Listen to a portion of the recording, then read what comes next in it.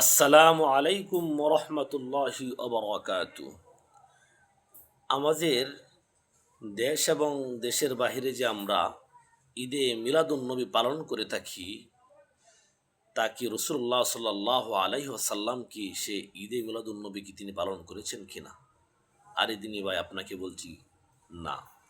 রসুল্লাহ সাল্লাহ আলাইহি আসাল্লাম তিনি দুইটি ঈদ পালন করেছেন, ঈদুল ফিতর এবং ঈদুল আজহা। আর মিলাদুন নবী হচ্ছে নবীর জন্মদিন।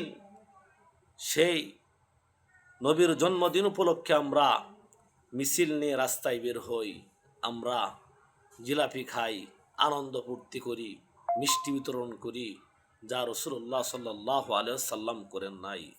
যা রসুল করেন নাই তা যদি আমরা করি তা হচ্ছে বিদাত, আর বিদাতের পরিণাম হচ্ছে গুমরাহি, এবং গুমরাহির পরিণাম হচ্ছে ভাই জাহান্নাম। তাই আমরা আপনাকে বলছি, সেই বিদাতি কাজ করা যাবে না। এবং রসুল্লাহ সাল্লাহ সাল্লামের জন্ম হচ্ছে সোমবার। প্রতি সপ্তাহে রসুল্লাহ সাল্লাহ সাল্লাম সোমবারে তিনি রোজা রাখতেন। সাহাবাই কেরাম যখন রসুল্লাহ সাল্লাহ সাল্লামকে বলেছেন, আপনি এই দিনে রোজা রাখেন কেন? রসুল্লাহ সাল্লাহ সাল্লাম বলেছেন, এই দিন আমার জন্মদিন, এই দিন আমি জন্মেছিলাম, তাই আল্লাহর শুকরিয়ার্থে আমি রোজা রাখি।